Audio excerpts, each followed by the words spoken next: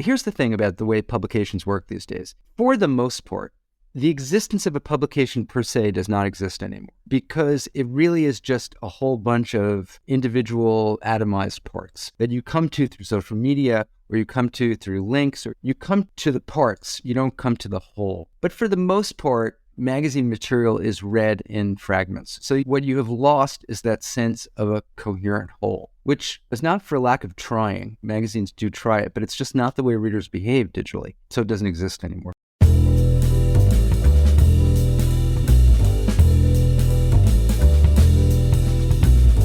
This is Print is Dead, Long Live Print, a podcast about magazines and the people who made and make them.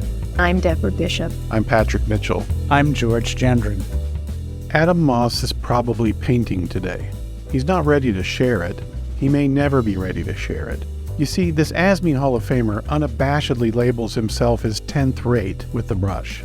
And he's okay with that. As Moss explains, it's not about the painting.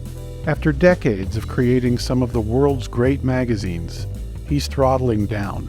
He's working with canvas, paint, and brush, and reveling in the thrill of making something, finally, for an audience of one. It hasn't always been this way for Moss. Like most accomplished editors, like most serious creatives, Moss spent the better part of his career obsessed.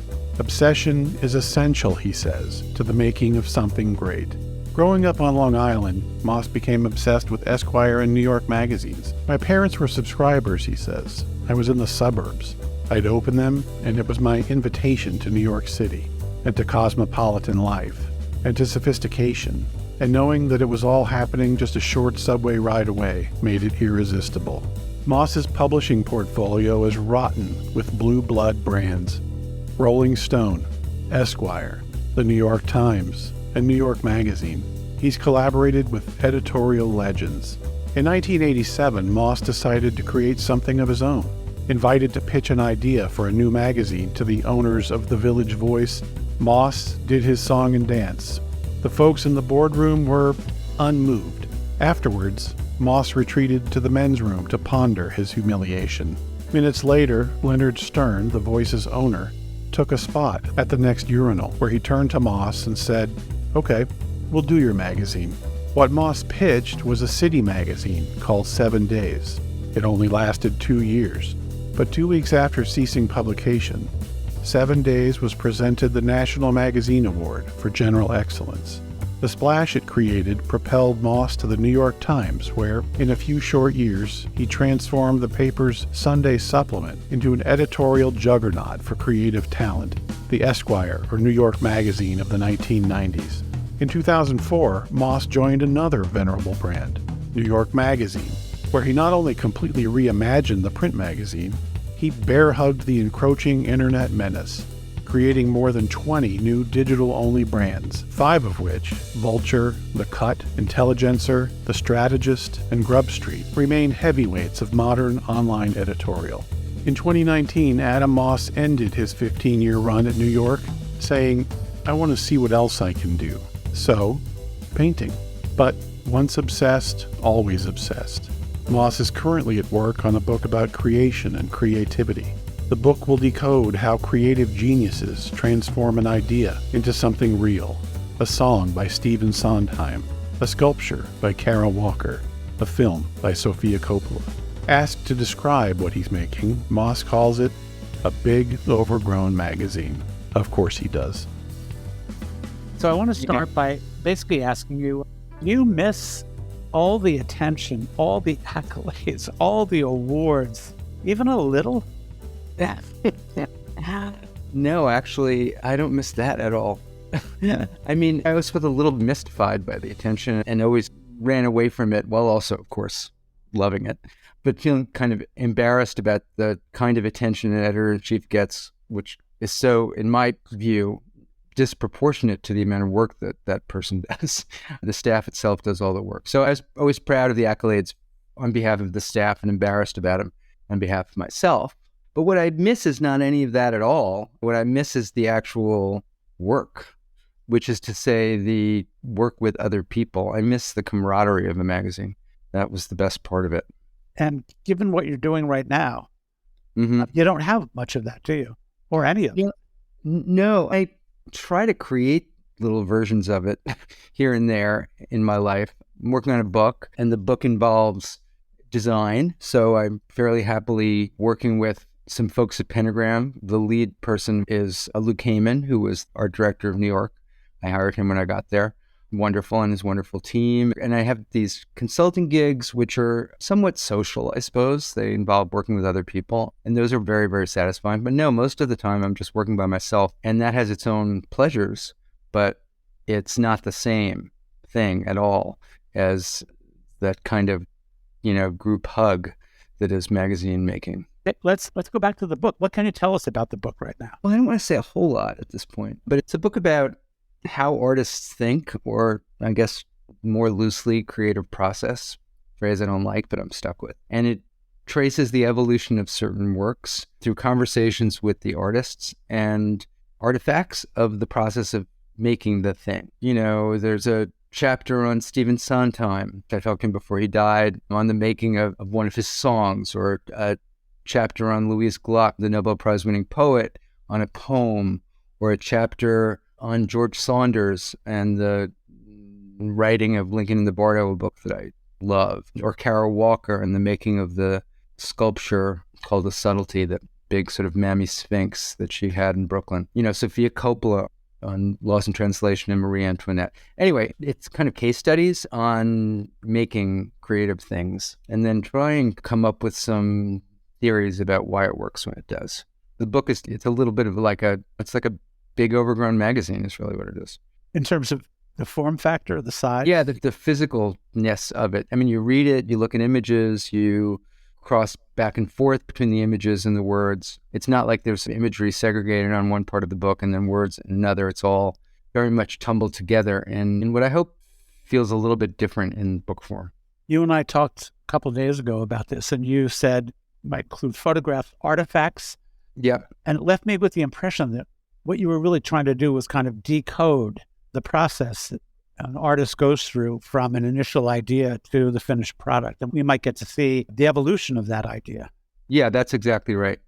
That's the aim. And, these documents are the artifacts or specimens, or I call them all sorts of things, exhibits. They're amazing for the most part. And especially those that are kind of notes to self. Yeah. These sort of journal entries that the artists are writing or sketching as they're making the thing, you can actually just feel teleported into the artist's brain, which I personally find enormously satisfying and interesting, much more than my own words about it. These artifacts are kind of rich archaeological finds. So it sounds as if we're going to get to see the Adam Moss editing sensibility at work, in this case, in a book. I guess. Yeah. Oh, come on. Sure. Yes. That's drop that humility, man. An editor's book. That's what I was getting at. Yeah. Yes, I think it is. But as mentioned before, it's very much a book in which I'm playing all the parts. I feel like it's a Marx Brothers movie where I just keep running in one door and out the door. I'm the writer. I'm writing the captions. I'm like dictating the way I think it ought to look. And I'm just doing it. I did the interviewing. I'm the writer. I'm everything. And it's kind of hilarious, but it's quite different from the groupness, just getting back of how you make a magazine. But it reminds me, a lot of people have said to me in a different context, when are you going to write a book or the book about entrepreneurship or innovation or creativity? And man, I have just no desire to write a book. I just know too much about how hard it is. And then my partner, Pat, who's listening to us right now and producing this at one point, said to me something really interesting. And he said to me, don't think about it as writing a book. Think about it as making a book. Well, that's exactly the verb I use to do this. I created this book deliberately in a way that it would be writer-proof. I myself hate writing so much that it would be a book that really the writing would be the least important part. Yeah. Boy, do I identify with that. So great. You're going to be an inspiration to a lot of editors to write. When does the book come out? It's not clear. It's due kind of soon, but the way book publishing works is that that's just the beginning of a long, long process. My guess is spring of 24. Are you going to meet your deadline? Yeah, I'm a good student. I try to please the teacher. Oh, that's good to hear. Well, we'll look forward to the book. So what, if anything, can you tell us about the consulting projects, or are you all NDA'd up? Well, I'm not technically NDA'd up, but I think these relationships are best when they're private, I guess. I'll just tell you that they're basically working with various journalistic outfits that seek me out for whatever reason. And, I perform all sorts of different kinds of roles, a sounding board, basically, a shrink sometimes evaluating ideas and giving feedback on them, evaluating manuscripts and giving feedback on them, but basically just someone to talk to in a kind of discreet way. And that's very satisfying to me because it allows me to function as a journalist without a lot of the things that I had come to not like about journalism, mainly management, which becomes, as you get more positions of responsibility, that also means that you're spending a lot of time worrying about management, a lot of time worrying about business strategy and all these other things, especially when toward the end of my tenure as an editor, when things got very complicated in terms of the economics of magazines. So it distills the pure journalism of it. So I like all that. But basically, no one has to listen to me. That's a little frustrating. You give your thoughts and then that's it. You're finished. Somebody else decides whether they're worth it. It's interesting. The university did a case study about the culture that we created at Inc. And it turned out that there was something that I mentioned very casually to them that became a big deal. And I actually felt that I learned a lot from the case study. And it's often the case, right? We do things intuitively, but we don't really think about the intentionality behind it. And at one point I had said, I really don't like to manage. And I think I'm really bad at it. And as a result of that, I tend to hire people who don't need a lot of management and don't want a lot of management. So boy, I can identify with that. I actually think I was a good manager, but there came a point when I just couldn't do it anymore. When it had so crowded out the other reasons why I had gone into journalism in the first place, that I just wanted to figure out a way to get back to that. Well, unlike you, I can say unequivocally, I was not a good manager. And I have lots of people who will attest to that. So I hired a managing editor who was, and then I ended up marrying. Oh, well, that's not, what a lovely story. That was, yeah. So it's interesting listening to you talk because we sold Inc. to Bertelsmann in 2001.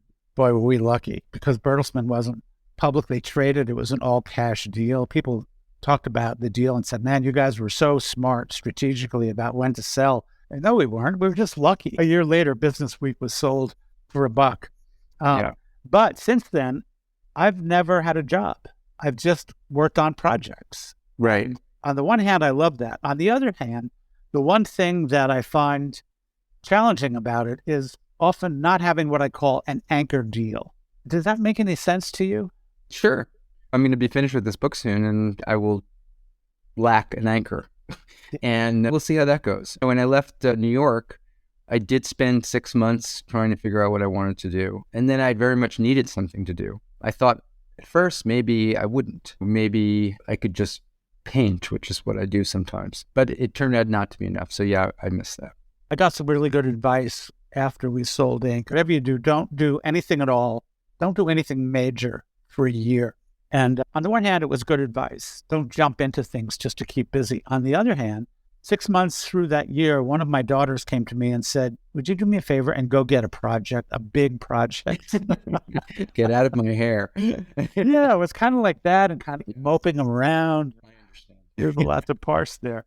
So you just said you painted. I was having a conversation recently with Janet Froelich, your former colleague.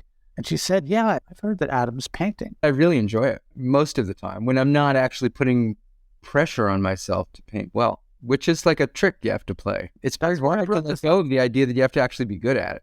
That is, isn't it? Yeah. Anyway, she said, the trick I've learned is to do pottery because it's unbelievably difficult. So difficult that I don't have any illusions about ever being good at it. Yeah. But I love it. It's like therapy. It's like meditation for me. Well, I think the meditation thing is really relevant to my love of painting. I'm sure pottery is even more difficult, but I find painting very hard and very consuming. The amount of focus you need to paint well. I paint figures mainly, sort of abstracted figures.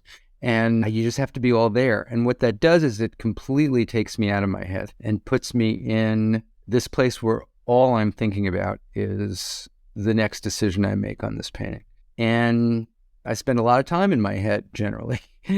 Sometimes, I want to get out of it.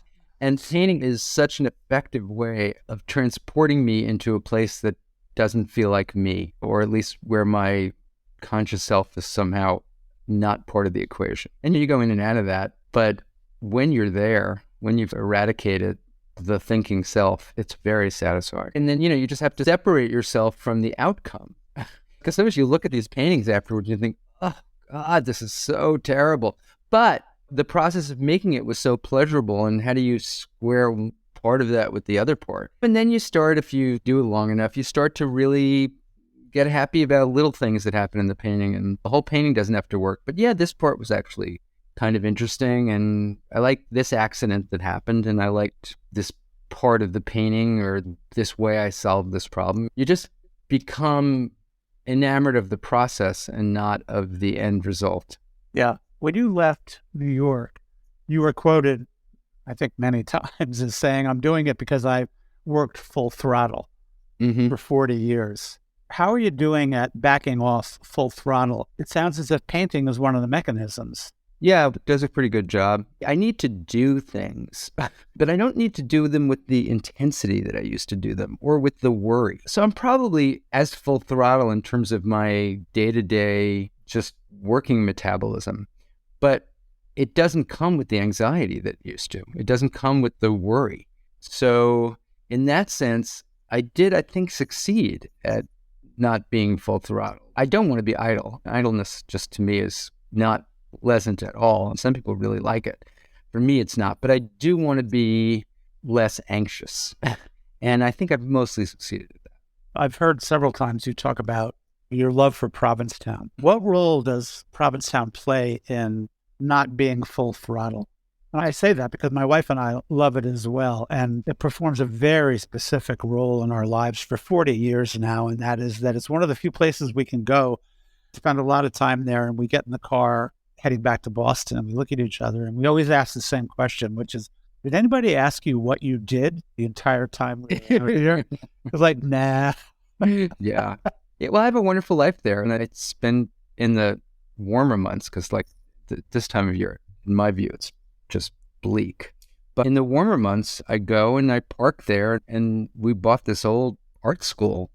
It used to be something called the Hawthorne School of Art, started by Charles Webster Hawthorne at the turn of the last century. And it's a beautiful place. It has this giant barn, which used to be the painting studio of it. There's like ghosts everywhere, which are friendly ghosts. One of the reasons I started painting was because it's like you had all this kind of painting history in this place, and it seemed a shame not to try it myself. But basically, I have a bunch of very close, loving friends up there, and it's gorgeous, and I love the ocean and get there as much as possible, and it's an amazing place to bike. And I could say all sorts of wonderful things about Provincetown. But it's true that you're there and you're not elsewhere. You are just in this place at the end of the world. And my friend Michael Cunningham talked about it as the end of the world. And it's a great place to be. Yeah, we agree completely. I want to go back to the book for a second, because one of the things you and I talked about a couple of days ago was, I guess, what I would call a kind of thread that seems to have run through your adult life, and it has to do with the thrill of invention, both in the magazine world, where you're working with other people, and also with the book, which is, I know you're working with other people, but it's much more solitary. Yeah. I think we share something that my partner and I talk about all the time, which is the thrill of the making of things, the sheer process of making things. I just want to hear you talk about that and what it means to you. Well, I'll talk about it not in the context of the book, although we can get back to it in the context of the book, sure. But in journalism in general, the thing that I always liked the most was the inventing part. And I was fortunate to have come of an age in journalism when new technologies were galloping ahead, and there was a need to figure out ways to make journalism work in them. I'm thinking, obviously, of digital publishing in particular, but what did it mean to make a digital magazine from a physical magazine? That was an amazing question that we had to solve over and over and over again at New York when we probably ultimately made like 12 or 15 magazines. Some of them stuck and some of them didn't. When I left, there were 5, this thing called Vulture, The Cut, Intelligencer, Grub Street, The Strategist. These were all different magazines with their own identity and own way of looking at the world and way of covering obsessively its subject, politics, culture, the whole world of sort of women's stuff, which is both the politics of it and the style of it, and the sort of more intimate social aspect of it. Food, and the strategist was about shopping, but super smart and funny. And, inventing all of those was among the more interesting parts of my career. At the same time, when I got to New York Magazine, the whole thing had to be kind of reinvented itself, or at least that's what I chose to do. And then it had to be reinvented kind of again when it went bi-weekly. At the Times Magazine, when I got there, we were given license to imagine it in a way that was quite different from the way that the magazine had been thought about for the 100 years before that, which was really as a magazine as opposed to a newspaper supplement. And there were various reasons why that came to be, but that was crucial and fascinating because we kind of looked at the Times Magazine as a startup. And then, of course, there was the actual startup that I did earlier, which is this thing called 7 Days, which was a kind of preposterous invention of my youth and the youth of all of the amazingly talented people who worked on it. It was just kind of, we all blundered into it, but we did something that was a little weird and maybe in retrospect interesting, also in retrospect slightly embarrassing, but also interesting. And so even at Esquire, there was a kind of moment when I was asked to figure out a culture magazine that could be in the magazine. And so several of us made this thing called the Esquire Review, which was essentially about the business of entertainment, which was kind of a new way to look at culture. So that was interesting too. Anyway, throughout my career, the point is I've been kind of infatuated with the dynamic in magazines of starting something. I love publishing important, great stories. I love the continuity of a publication, but nothing is as satisfying as the figuring out something new. We'll be right back. Print is Dead is made possible with the support of Mag Culture. Read our online journal, listen to our podcast, and visit our shop to discover why we're convinced print is very much alive. All available at magculture.com. Let's stick with New York Magazine for just a moment, and then let's work our way back through some of the publications, and maybe from a slightly different point of view that might be fun. Okay. First of all, for some of our younger listeners, can you remind us, when did you get to New York, and why did you feel that it, quote, had to be reinvented? I got there in 2004, and I felt it had to be reinvented because it had drifted too far away from the Clay Felker proposition, Clay Felker being one of the two founders of the magazine, along with Milton Glaser, the fantastic creative director of it. And Clay's idea was kind of fabulous. And it was the first of the city magazines, but it had a very expansive view of what that meant for a magazine. Whereas it started a movement of magazines that became, I think, less interesting in the city mold. And eventually, New York passed through many different ownerships. And the ownership of the magazine before I got there wanted a magazine in the mold of the imitators of New York Magazine rather than New York Magazine itself. So it had lost, in my opinion, an essential part of its DNA through no fault of the people who were making the magazine, who were hugely talented, but having to do with the sort of corporate idea of what the magazine ought to be. New York Magazine had meant a great deal to me as a kid. My parents were charter subscribers. I was in the suburbs. It was the magazine that I'd open it, and it was my invitation to New York City and to cosmopolitan life and to sophistication. And it was very powerful in the way that magazines can be very powerful, or at least used to be. And I just felt that it had lost something essential about it. So when Bruce Wasserstein bought the magazine and hired me, I got permission to remake it. And that was why I went there. You described the process of remaking in an interesting way, keeping the print product out, make sure it kept publishing your day job, and then at night working on what became these other magazines / channels. Yeah, so we had, it's a weekly, or it was a weekly then, and we had to publish the damn thing. So we were working in two sort of time zones. The now time zone, which we published the magazine, making the magazine, and then a kind of future time zone, which we worked on, as you say, at night. And what we were doing there was not yet doing the digital channels, because that kind of was not in our sights yet. We were remaking the physical magazine. So we would have these teams. It's very much a group process, and have these teams to how should we cover culture in a way that feels different and true to certain principles that we've set out about the whole place. What is a cover? That's the process that created the approval matrix and all these little forms, some of which worked and some of which didn't, that animated the new magazine. And there was also, of course, a physical redesign of the magazine being done then. But it was bigger than that. There was a kind of idea reconceptualization that happened at night. And then gradually we integrated that back into the day magazine, the weekly magazine we were publishing, so that by the end of the first year, the magazine had been effectively remade. That was great fun. I mean, it was constant. You just woke up in the morning, did one whole job, then had dinner, came back, did a whole other job. And I think it was probably the most satisfying magazine experience I've ever had. I mean, except for individual days or stories. Yeah, I can tell just from the way you're talking about it. It's like you're back there. There is something about, I don't know, it's something about the making of things with a great team that gives you a kind of psychic pleasure that I'm not sure that people can get any other way, or at least I can't. Yeah, because you're built like I am, I'm sure. And this is where you get your kicks. I've been talking to artists who work by themselves for the most part.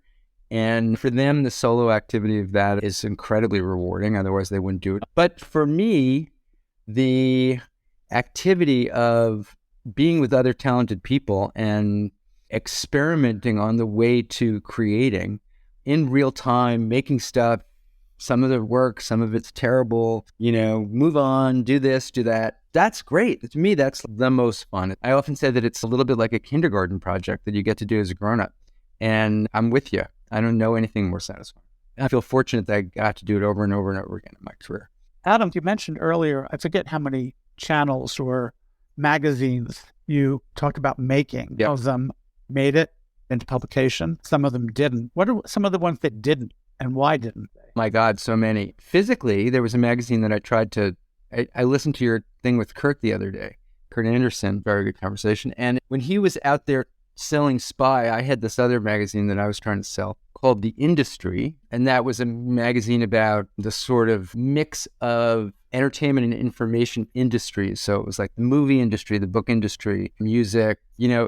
By the time we were finished peddling this thing, it was also the nascent computer industry. But it was basically about how ideas happen. It was a business magazine, but it was also an ideas magazine about what gets traction and what doesn't. And it was... Can I stop you there for 1 second? Yeah, sure. When did you stop peddling the industry? I would say it was right before I started at the New York Times. So when would that have been? It would have been about 1992. Had you hired Doyle and Drentel? Yes, Stephen Doyle, he was the designer. Do you know of this project?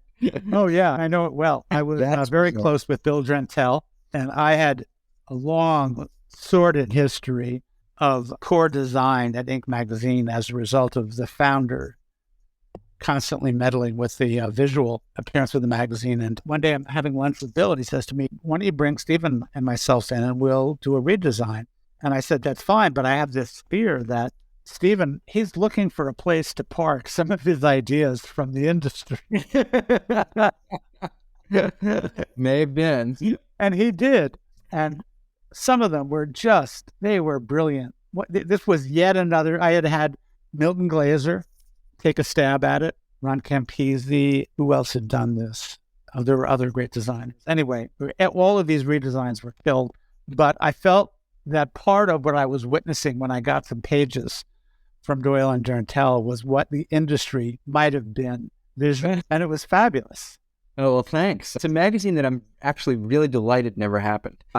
Because it was actually a compromised idea. Its financial well-being required it to be supported by the various industries that it was theoretically reporting on.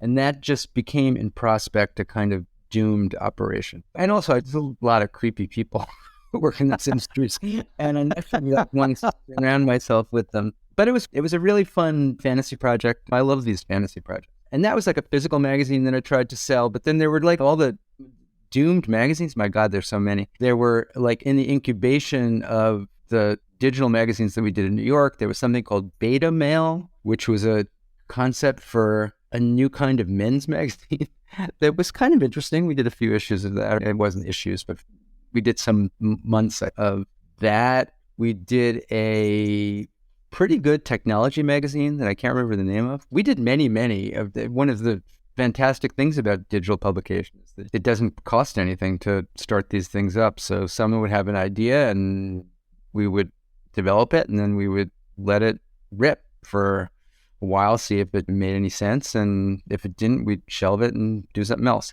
And we did that over and over and over again. Man, that sounds thrilling. Yeah, it's great. It's great. The opportunities of digital publication were just rich. I know that a lot of people you talk to for this podcast, I guess they all came around to it. But at the beginning, most editors were very frightened of digital. Whereas for me, for various reasons that coincided with how digital affected my editorship of the Times Magazine, I just saw it as just nothing but opportunity and fun and adventure. And it was all that. You just mentioned the Times Magazine. Let's transition to that a minute. There's something about the perception of magazine people from our counterparts and our peers in newspapers and vice versa.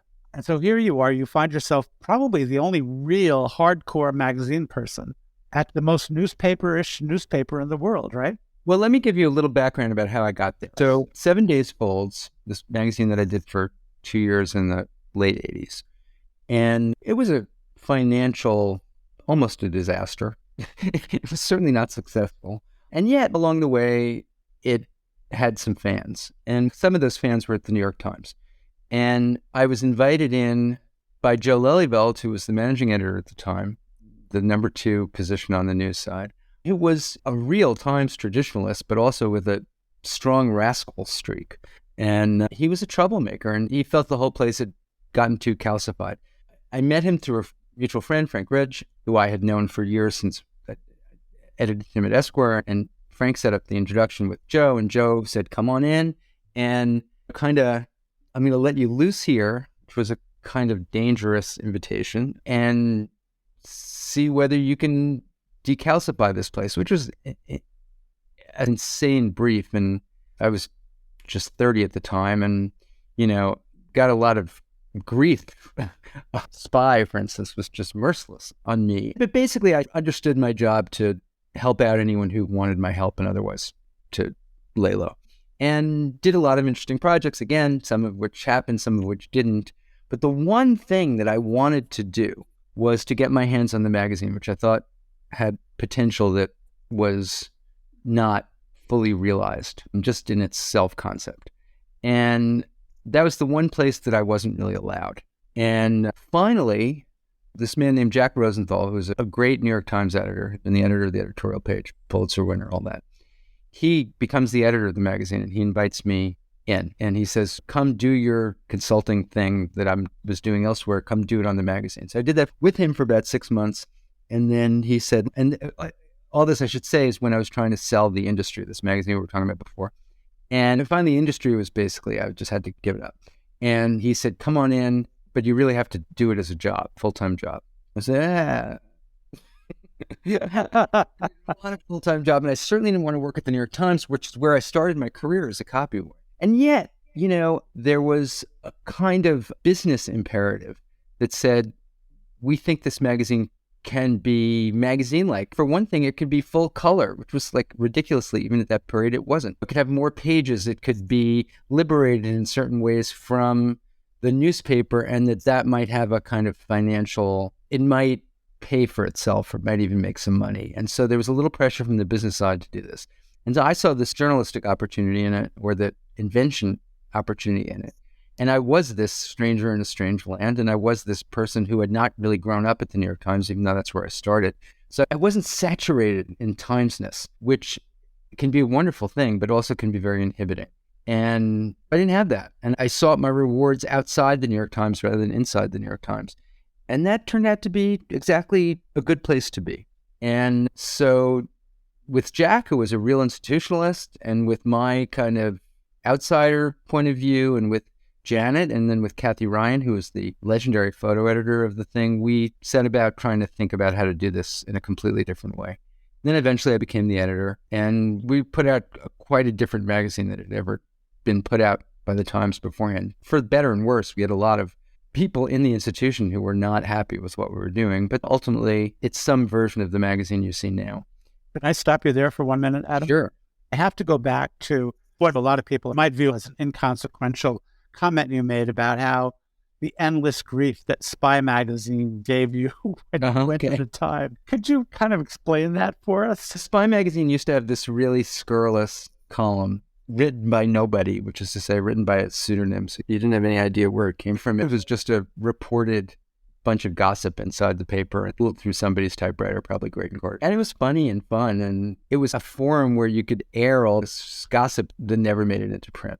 And they just decided to make it, and they made characters. They created characters. They did this also for CIA and Hollywood, and I think there were a couple of other institutions decided to cover this way.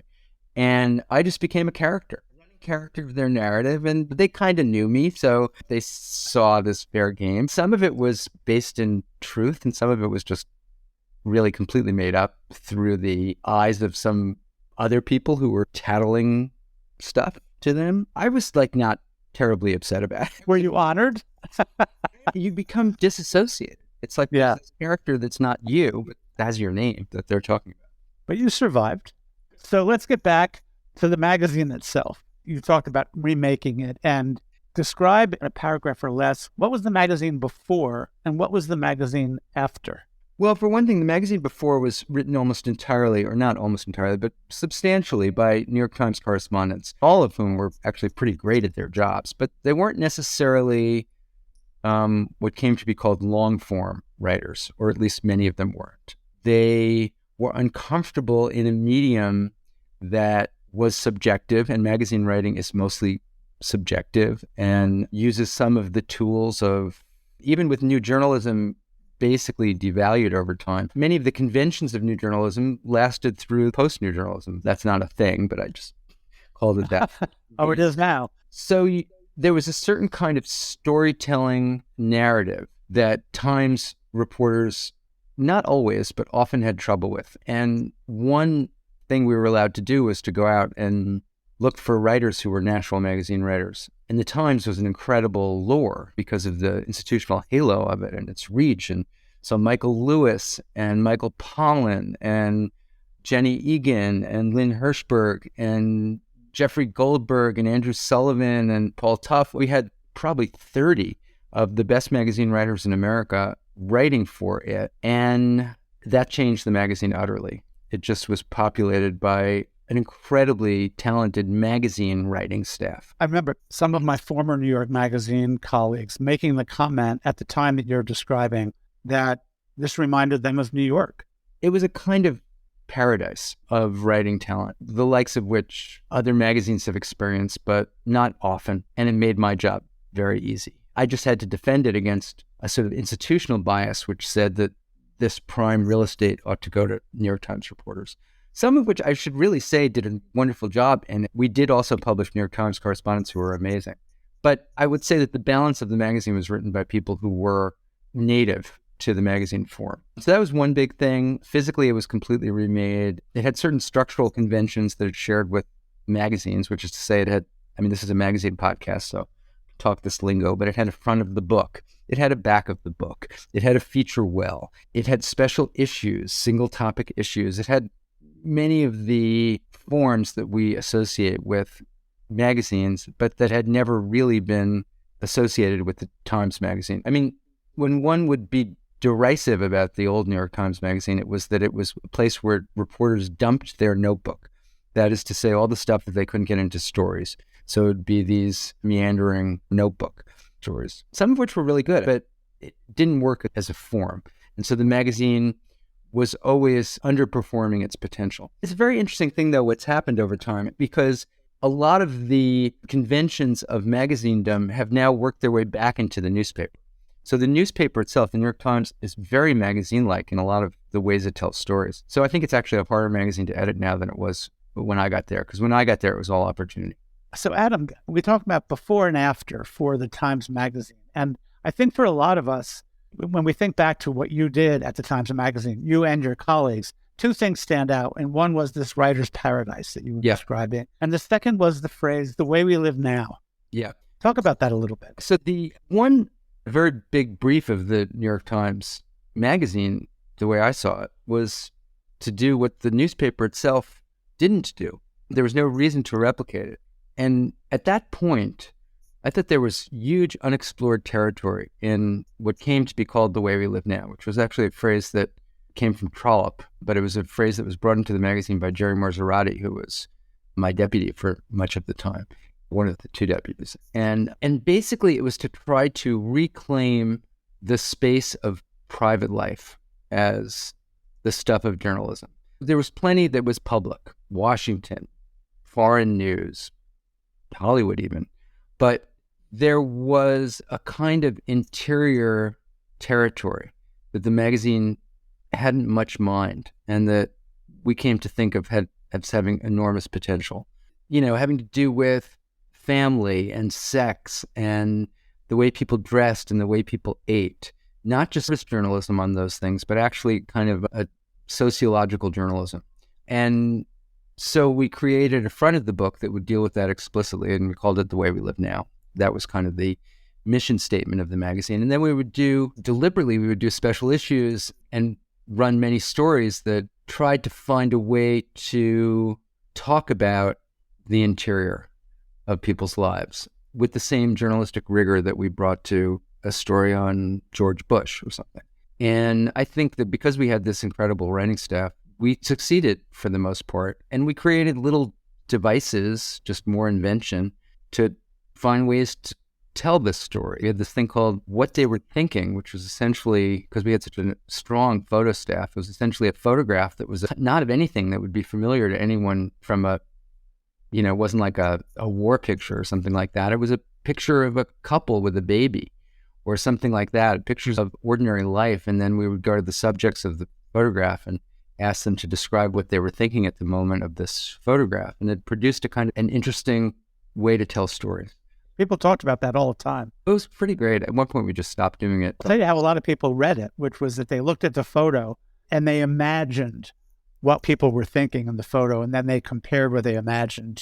Like a New Yorker cartoon where you make a caption. Yeah. Yes, exactly. Anyway, that became a big mission of the magazine, to figure out a way to seize this territory that the paper had otherwise not really explored. Which also, by the way, is the paper does now explore it all sorts of ways. A lot of these things became threaded back into the New York Times as a whole. When I look back on it, this is just my personal reaction to it. For the first time in a long time, as a really religious New York Times reader, I felt that it was a magazine, not a Sunday magazine, but a magazine. Well, I'm really glad to hear you say that, because that was certainly the object. We were trying very hard to leave you with that impression that, I thought you could have spun it off. Well, that's very nice. As New York Magazine actually was spun off, of course, New York, which was technically the Sunday magazine of the New York Herald Tribune. But then because the New York Herald Tribune collapsed at a certain point, Clay and Milton were able to raise money to spin it off as its own thing. And the thing about the New York Times Magazine was that it very much was a product of the New York Times. It was general interest at a time when general interest magazines are difficult to publish. And it benefited very much from the seriousness, from the gravity of the New York Times itself. And the New York Times created standards that were very important for us to meet, very important for it to be the magazine of the New York Times, maybe not the Sunday magazine or a magazine supplement, but the magazine worthy of the New York Times, which is an institution I revere and always have. And working there all those years only made me revere it more. And I learned a great deal about what made good, credible journalism from being there. I can't even imagine my career without the education I got at the New York Times. We'll return to that when we talk about your days at Esquire. Yeah. And I do want to move on to Esquire and 7 Days, but I'd be remiss if I didn't ask you something, which is, could you recreate what you guys managed to pull off, which a lot of people called a miracle, in response to 9/11, at a time when just to recreate that scene for younger listeners, everybody was paralyzed. Yeah, it was in every way an extraordinary day. And my own personal story of it was that I was at the gym and somebody ran into the gym and said, look, the towers are burning. And the gym was downtown New York. You could see the towers burning outside. Everyone in the gym ran outside to see this. And then really unthinkingly, I just got my stuff and got into the subway, which was still working, probably the last subway that operated that day, and came into the office, still not really grokking the extraordinariness of this event. And then there were a whole bunch of editors and design people and photo people who were just watching it on television. And then when the second plan struck, it suddenly dawned on me and others that there was no way that we could put out the magazine. We were well on our way to publishing. And we did something that I'd never done before, which is we just threw it all out. Like within 15 minutes, we just said, okay, this is impossible. And got everyone together. And then it was like, okay, what kind of magazine could we make in 3 days that would be a contribution to the journalism that was going to be written at 9/11? And it really had a lot to do with this incredible staff that I keep talking about, both the editing and visual staff, but also the writing staff. And we just spun in 1,000 different directions and said, okay, let's kind of meditations on the day being that very day, 9/11, 2001.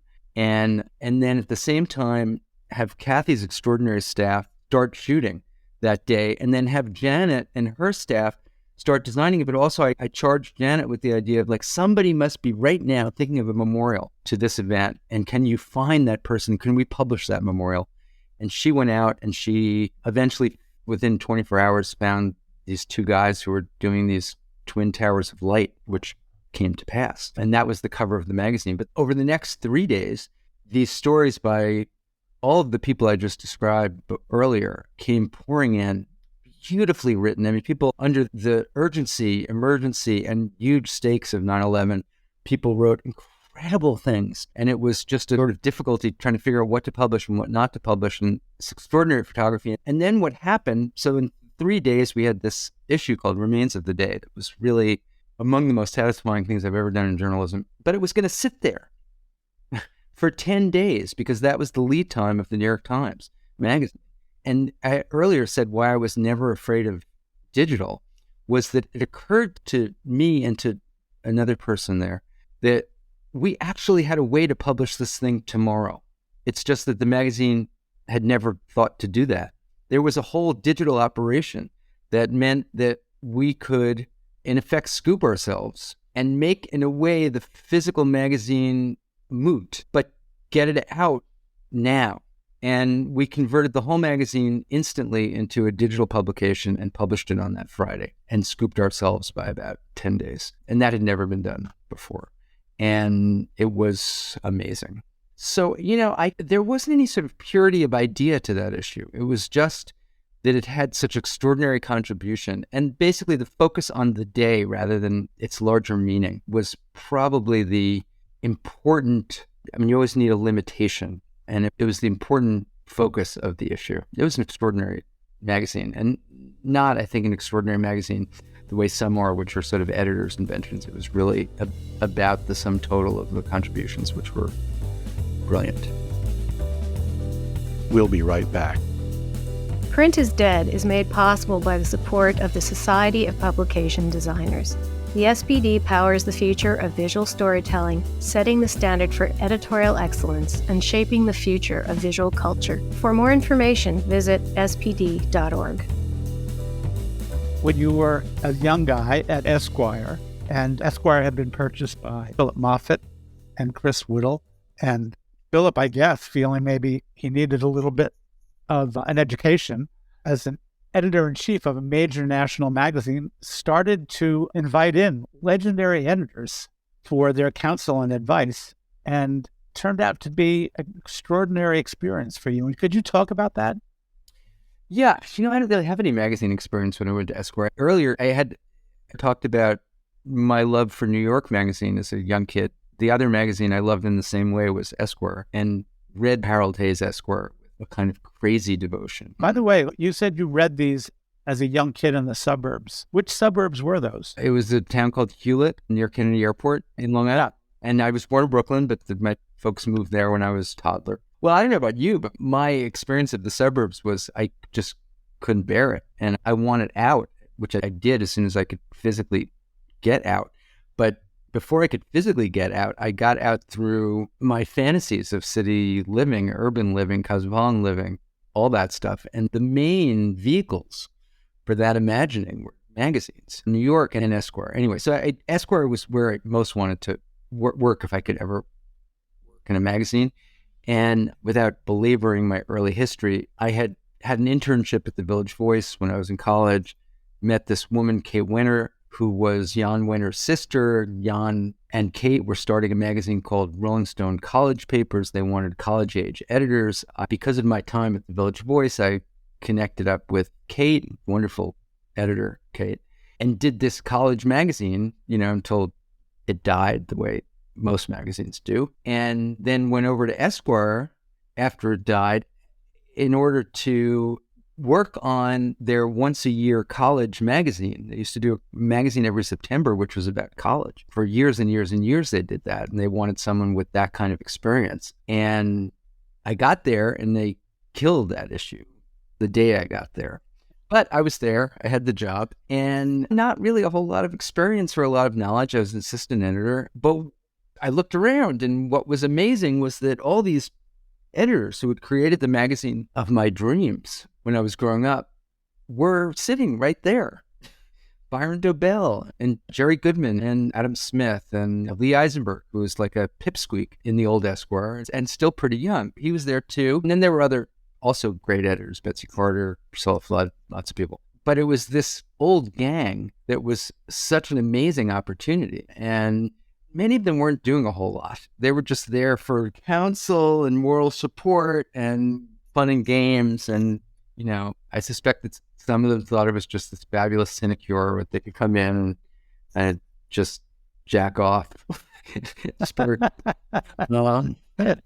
And get paid for it. I'd get paid for it.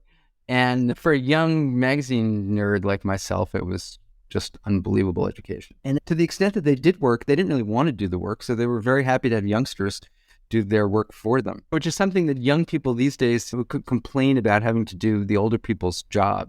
They don't understand what a great opportunity it is. Unbelievable. To be able to do grown-up work when you're still a child. So that was my time at Esquire. And over time, I had many different jobs there. And Lee Eisenberg became the editor, and an incredibly good one, and gave me lots of opportunity. So that's my Esquire time.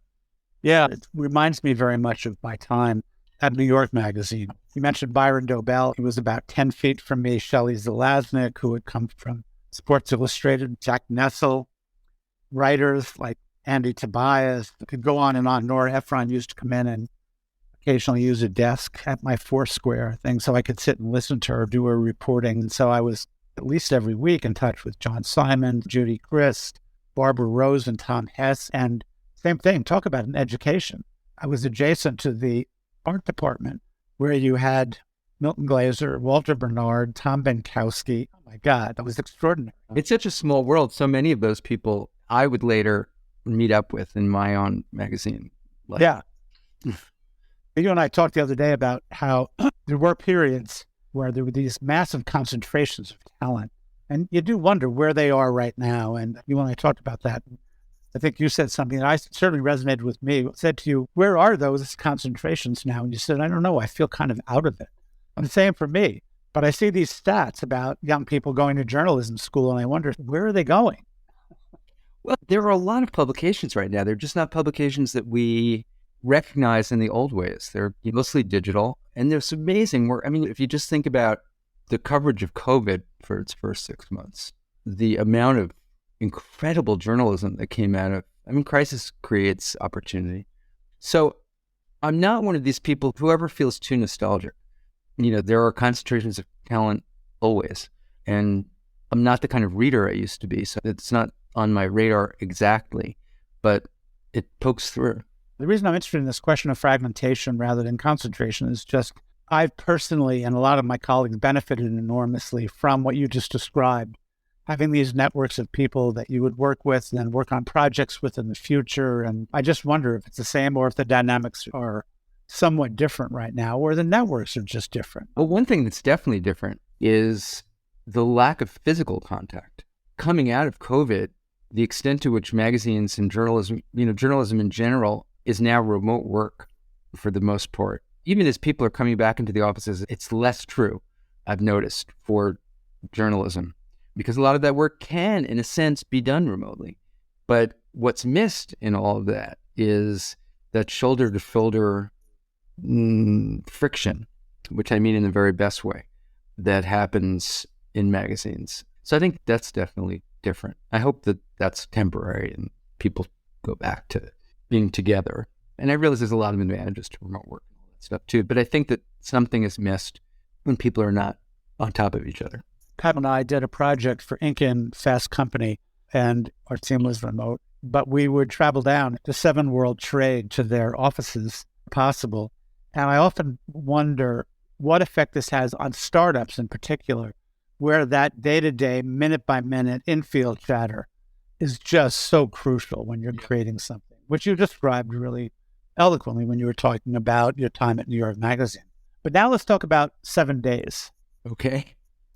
So set the scene for us, first of all, because you launched 7 days at a time when the magazine industry was, there were startups all over the place. Right and left, yeah.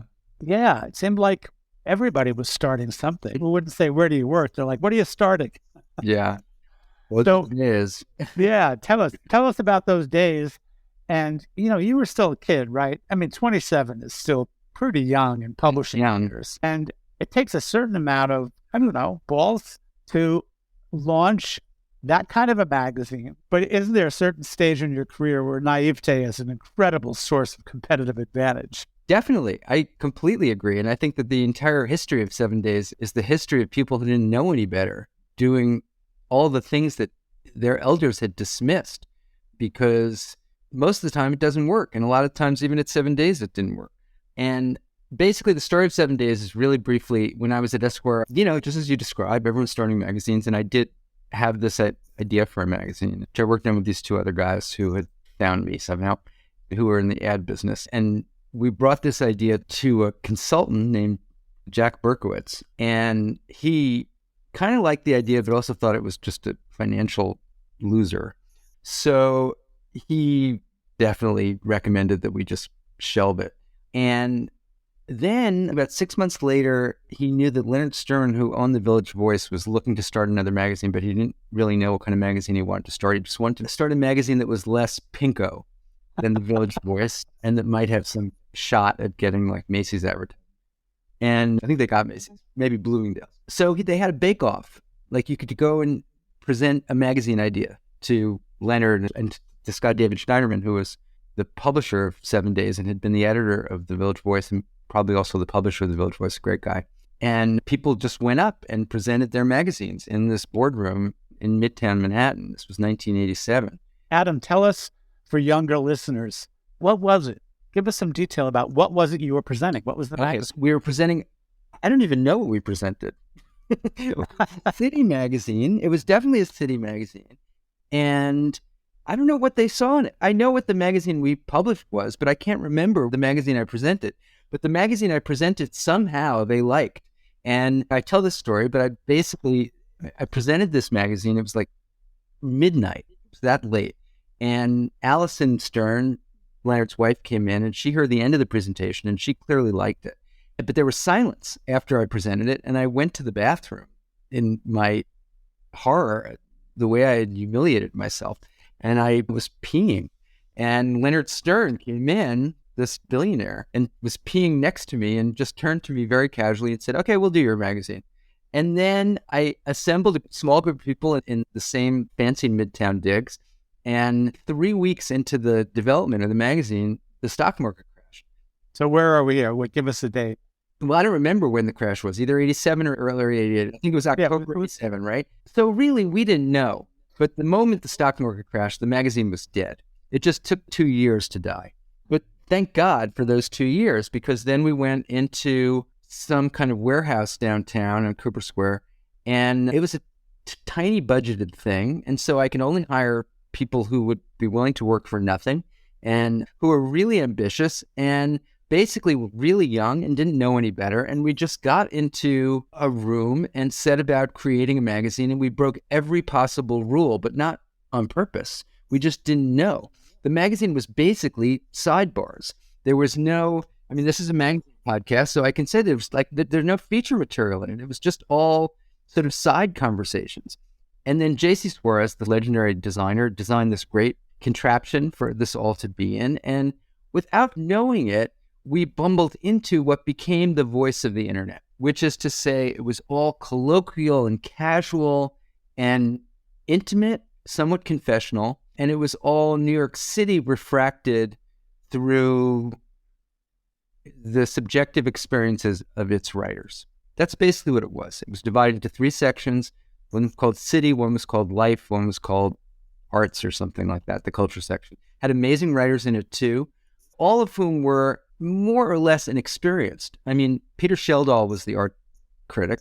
He had experience, but most of the people didn't. Even like Louis Menand, who was the movie critic, had never written about movies before. Peter Cameron, the novelist, wrote a weekly serial on deadline of a novel, which eventually became the novel Leap Year. Jesse Green started there, Jonathan Meter, lots of people. And it was huge fun. And we did all these things that we could only really do because we didn't know the right way to do them. And the magazine did eventually die, but it won some readers along the way, quite a few, I think, who kind of liked its freshness, kind of liked its amateurish, because in retrospect, it's quite an amateurish magazine. It doesn't have any of the sort of professional apparatus that magazines do. It had confidence, but it had youthful confidence as opposed to sophisticated confidence. And, it's great. Pat and I have had conversations where we often comment that we think 7 Days, as you published it back then, might make a great digital brand today. And I'm not sure you're right, because I think the whole internet talks that way. It was all about voice, 100%. That was its product. And now you see voice just everywhere. But maybe you're right. Someone wants to give us some money, we'll start it. I tend to think of it in the same category as Spy, which is 2 magazines that aren't around that had disproportionate influence on other magazine makers, both editors and designers, about magazine approach, about packaging, and about something that I think your work displays kind of this compulsion to make use of every square inch of a page. Love that. Yeah, I was a huge admirer of Spy, which existed at the same time as 7 Days. In a lot of ways, Spy was just a much more complete magazine. Spy was really a work of genius. And we stumbled along in our way and did some great things, and I'm hugely proud of it. But what both magazines had in common was a kind of like neurosis that expressed itself on the page. And its physical manifestation was like an ambition of column space. It just crawled and had so much it wanted to say. And even if some of it wasn't really worth saying. But if ultimately people are reacting to a magazine the way they react to an individual, a personality, those are major contributors to a personality. The throwaways, the small things, the asides, it's part of what you think of as a great conversation when you have really good friends over for dinner. It feels unrehearsed and spontaneous, full of conversational cul-de-sacs, and then you back out. Well, I think you've just defined 7 Days precisely. It was all that. It spoke the way people speak, which is to say it started a sentence and then veered off into something else and then went back to wherever it was talking. And, it had the rawness of real conversation. Okay, I've got to ask you this question because the people that I've mentioned that I'm doing this podcast with you have all said he's got to have magazine rules in his head. He's got to have here are the 4 things you got to do when you're an editor-in-chief or a creative director thinking about making a great magazine. I'll give you an example. I said this to Janet Froelich, and she said, yeah, I think that's true. One of them is it's got to be simple. He's all about simplicity. And I said, why? And he said, because he believes that simplicity and clarity is what creates edge. He's better at this than I am. I think that's true, but I'm not sure I would have expressed it. Oh, here's another one. This is me. You loved photographs over illustration. That is true. I felt that photographs had an immediacy that illustrations did. Though later in my career, I began to love painting. And painting and sort of figure drawing. I hated whimsy. And I felt that magazine illustration was too often in love with whimsy. Yeah, I mean, yes, clarity, yes, edge, absolutely. Voice has to be distinctive and confident. You had to have confidence. Otherwise, you'd lose your reader. The magazine didn't pretend it knew what it was doing. You brought that back to New York. New York, when I was there, was kind of suffused with this sense that it's a magazine less about New York per se and more about a kind of a New York attitude about the world. And I think you reinstilled that sense in New York when you were there. I tried to. I'm glad you said that. But that's true. Attitude used correctly is a great, great tool of a magazine. Attitude used incorrectly can be very dangerous. One of the things I felt about New York Magazine when I got there, for instance, was that it was too in love with the sort of page sixness of New York, which is to say it was too invested in Donald Trump, really, is the truth, and all of the things it represented. And so I tried to also bring a kind of different value set to what the magazine was about, try to instill more generosity without being bland or without being sanctimonious, etc. Look, the magazine is a person, and a successful version of a magazine is also the successful version of a person. It's someone you want to hang out with, and what kind of person you want to hang out with varies by person. But what you're doing is trying to create an organism that resembles a living one. What's interesting about what you're saying, magazine is the person, yes, and yet I think a lot of the public would think immediately of Graydon Carter and Vanity Fair, where you have this larger-than-life character. And you, whenever you talk about, not only during these conversations, but interviews that you've done in the past, it's always we. It's always about the team. Well, I never felt that the magazine is a person that means that the magazine is about me. I just meant that somehow the bunch of people, the collective, and the collective is really what magazines are all about. At the very, very beginning of this conversation, I started by saying that it was always embarrassing to me that the amount of attention that an editor-in-chief got, when in fact, the entire point of a magazine is that it's collective. And I mean that sincerely. It's not an act. That's the very best thing about magazines. What I mean, though, is that somehow the group, it's a little bit like K-pop. The group has to have a kind of unison. It has to together operate as one without grounding out its idiosyncrasies and individual quirks and individual pieces of expression, but it also has to function as a whole, as a single thing. That's what I believe. When you think about what you just described, do you find that online anywhere these days? And if so, where? Well, here's the thing about the way publications work these days. For the most part, the existence of a publication per se does not exist anymore, because it really is just a whole bunch of individual atomized parts that you come to through social media, or you come to through links, or you come to the parts, you don't come to the whole.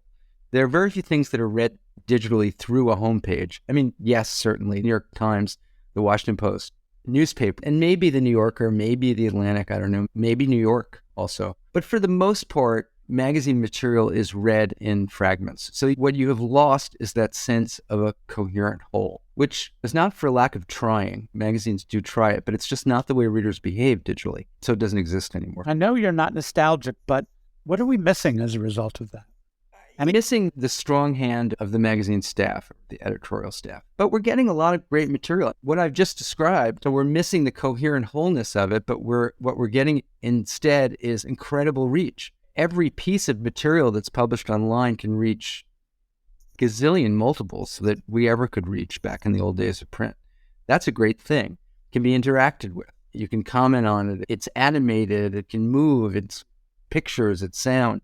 It's just a different beast. And it has lots of attributes that the old days of print didn't have. Old days of print, however, had certain attributes that don't really exist today. And that's the way things have always moved. You gain some, you lose some along the way. On that note, I'm going to ask you the print is dead $1 million question. And that is, you're having lunch with Laurene Powell, Jobs, who confesses privately that she's always had a soft spot for print, and she's followed every single step of your career.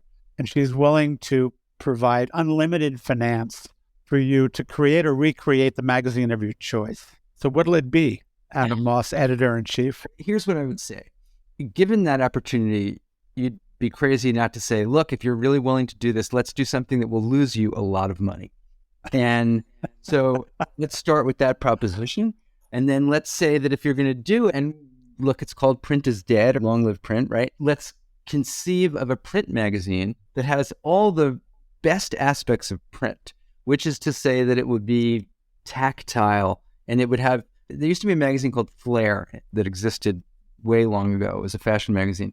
But literally, things popped up out of its pages. It was a kind of playhouse, physical playhouse within the covers of a magazine. It was a great thing. It lasted a minute and a half. And so I would say that, let's do a magazine that's nothing but it just revels in its physical self, and therefore loses a ton of money. And then it's like, well, what would you do? What kind of magazine would you make with that you could only do in print that really wouldn't work the same way online? And I didn't come up with anything particularly interesting. I'm a great fan of cities, and these days I think that the case needs to be made for the values of human interaction and some of the old values of urban life. And I'm wondering whether each issue is devoted to a certain city and then explores it in various very physical ways. We had talked earlier about Provincetown, and I had this idea always of doing a kind of real-life serial of Provincetown in magazine pages. And then I've just been spending all this time on process. This is this book I'm doing.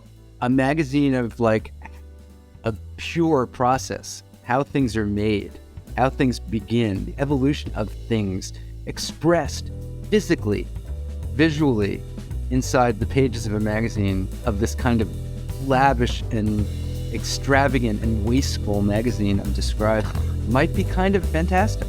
So if she wants to fund that, she should give me a call. Moss is currently at work on a book tentatively titled The Work of Art, which is due from Penguin Press in 2024. If you'd like to connect more deeply with our guests, be sure to visit our website, where we have complete transcripts of all our interviews, along with portfolios, archival photos, links, and other great information. Visit longliveprint.co/interviews for more. In other news, we've got swag. Yep, you can get Print is Dead merch on our site at longliveprint.co/shop. All purchases go directly to supporting the podcast. Check back often. We're adding new stuff all the time. And finally, make sure you subscribe to our newsletter by using the form on our homepage. It's the best way to stay up to date on all of the Print is Dead news and to receive advance notice on the latest episodes. Your contributions are the lifeblood of this podcast. Here's how you can support us in this work. Number 1, become a sustaining patron by making a monthly donation. Or number 2, make a one-time donation in the amount that works best for you. Visit printisdead.co/support for more information. Print is Dead, Long Live Print is a production of Modus Operandi Design. For more information, visit our website, printisdead.co. Or if you're an optimist, longliveprint.co. Follow us on social media at PrintIsDeadPod. Please give us a like and a review on your favorite podcast app. It really helps. Thanks very much for listening.